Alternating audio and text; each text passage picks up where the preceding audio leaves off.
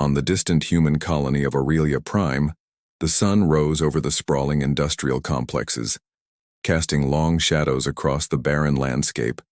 But the researchers below the surface were unaware of the light above, lost in the cold, echoing halls of a recently discovered underground cavern. Captain Ilara Voss led her small team, a mix of scientists and security personnel, down narrow stairways carved into ancient rock, their flashlights cutting weak lines through the oppressive darkness. The air was thick, damp, and carried a faint metallic tang that made some of the crew wrinkle their noses in discomfort. At the center of the cavern lay the artifact, a smooth, dark obelisk pulsing faintly as if it had a heartbeat of its own, and even from a distance, it radiated a sense of unease. Ilara approached cautiously, her hand instinctively resting on the sidearm at her hip, her mind calculating risks and outcomes. Dr. Merrick, the lead scientist, stepped forward with trembling fingers eager to touch the surface of the object, drawn by some inexplicable curiosity, and the moment he did, the artifact shivered under his hand, sending a pulse of energy through the room that made the lights flicker and the walls groan. The crew jumped back, heartbeats pounding, as a strange sensation crawled up their spines, a mixture of fear and fascination, and Dr. Merrick's eyes widened as he whispered words none of them could hear, his body trembling violently. Suddenly, a low, rasping hum filled the air, resonating from the artifact itself, and shadows seemed to twist along the walls, taking shapes that suggested faces, mouths opening in silent screams, as if the stone was alive and watching them. Some of the crew members felt a sudden wave of nausea, while others felt an unexplainable surge of energy coursing through their limbs, and Ilara noticed subtle changes in Merrick's expression, a flicker of something dangerous behind his eyes, a curiosity turning to obsession. One of the security personnel, Jarek, muttered a warning about leaving it alone, but his words were drowned out by the artifact's increasing pulse, a rhythm that now seemed to echo the racing of their own hearts. Minutes passed like hours as the cavern's shadows deepened, stretching unnaturally, and the faint whispers grew louder, teasing each of them individually, speaking secrets they had never told anyone, secrets that twisted into temptations they could barely resist. Ilara felt a chill run through her, a cold that reached into her bones, and made her question reality, and she realized that the artifact was testing them, probing for weaknesses, feeding on fear and desire alike. Dr. Merrick began to cough violently, clutching at his chest as pustules began to appear on his skin, small, red, angry marks that spread with alarming speed, and panic rippled through the team. Jarek stepped forward, weapon raised, but hesitation froze him. How do you confront something that seems to exist partly in mind and partly in reality? Ilara barked orders, trying to maintain control, but the artifact reacted to each movement, each spoken word, and the cavern seemed to shrink around them as if closing in, intent on holding them captive. A strange smell began to fill the air, earthy and sharp, and the crew gagged as it seemed to seep from the very walls, carrying with it a weight of decay that made the skin crawl. Merrick screamed, his voice raw and hollow, and fell to the ground, convulsing, while images of worlds racked by pestilence and rot flashed in the minds of those who watched, visions so vivid that they felt almost real. Ilara clenched her fists, forcing herself to focus, but she too felt the creeping influence, a slow, insidious tug at her thoughts, whispering that survival might require more than mere strength of will, that there might be a price to pay for defying the presence inside the artifact. One by one, the crew began to show signs: feverish skin, wild eyes, and a strange fascination with the pulsing obelisk that bordered on obsession. The shadows moved faster, almost playful, circling them like predators, and every reflection in the walls distorted their forms, making them appear twisted, grotesque, and alien, time lost meaning. Minutes stretching into an unbearable infinity as the cavern itself seemed to breathe, inhaling their fear and exhaling whispers of temptation and despair. Ilara forced herself to step closer to Merrick, gripping his arm to pull him back from the artifact, but when she touched him, a cold fire ran through her fingers, and visions of ruin and pestilence filled her mind. Images of cities collapsing under unseen diseases, oceans boiling, skies darkened by spores, and creatures so grotesque that they existed only in nightmares. She staggered back, barely able to suppress the scream rising in her throat, and realized that the artifact was not merely a stone. It was a gateway, a conduit for something beyond understanding, something ancient and patient, feeding on fear and curiosity alike. Outside the chamber, the AI monitoring the subterranean activity raised alarms as readings of strange energy surged. But inside, Ilara and her crew could not hear it, could not rely on logic or technology. Only instinct and courage remained, flickering like a fragile flame. The first full collapse came suddenly. Merrick's body convulsed, his skin erupting in unnatural sores, and a strange light poured from his eyes as he let out a guttural scream that echoed like a chorus of despair. Ilara grabbed him, pulling him away from the artifact, but it fought back, an invisible force pressing against her arms and legs, whispering promises of power, of escape from mortality, of dominion over decay itself. The rest of the crew struggled, but one by one they fell under the influence, some succumbing to fear, others drawn by the dark promise of the obelisk, until only Ilara and a few remaining members stood, hearts-pounding minds, teetering on the edge of comprehension.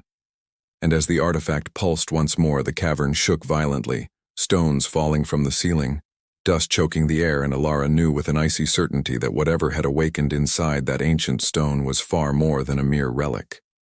It was a force, a test, a predator of souls, and the question now was not whether they could resist it, but whether they could survive the first night, for the corruption had begun, and there was no turning back. The cavern fell silent for a brief moment, broken only by the faint hum of the artifact, but the calm was deceptive, and Ilara knew it could shatter at any second as she struggled to steady her breath and rally the remaining crew. Those who had resisted the artifact's pull looked pale and shaken, their eyes darting nervously toward the pulsing obelisk, and every shadow seemed alive, slithering along the walls like a living thing, testing their nerves and patience.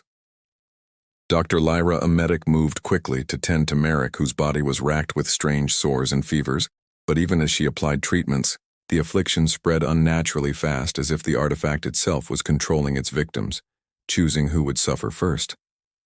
Jarek tightened his grip on his weapon, scanning every corner, but even his trained eyes could not detect the subtle distortions in the air, the faint whispers tugging at the edges of his mind, offering dark promises of strength and invincibility. Ilara felt it too, a pressure at the back of her skull urging her to surrender, to step closer and embrace the unknown. But she forced herself to focus, repeating her orders, reminding the crew that they were human, that fear could be resisted, that survival demanded courage and clarity.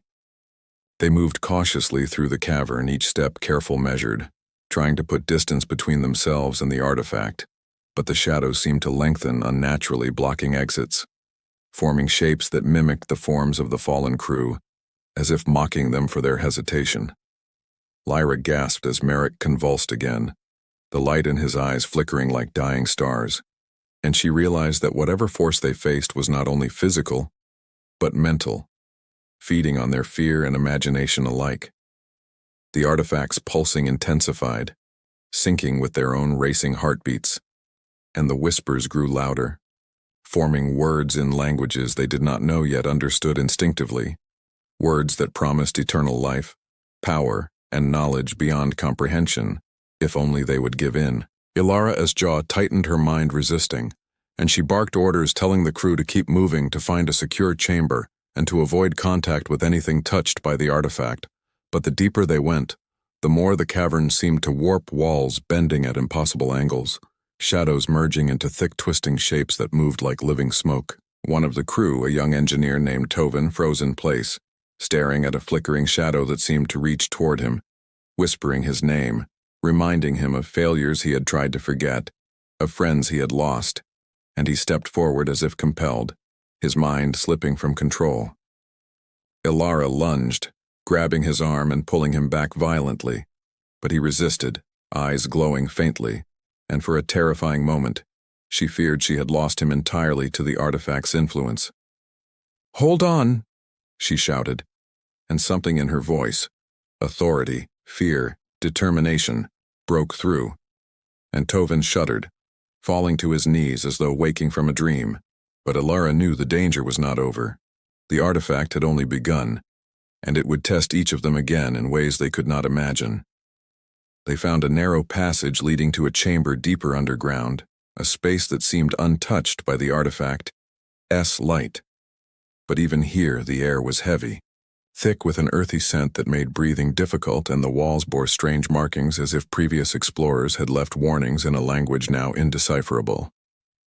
Ilara ordered the team to secure the entrance, to create a perimeter, and to set up monitoring equipment. But even as they worked, the artifact's influence crept, subtle and insidious, pressing against their minds with soft, persistent whispers, urging them to look back, to approach, to surrender.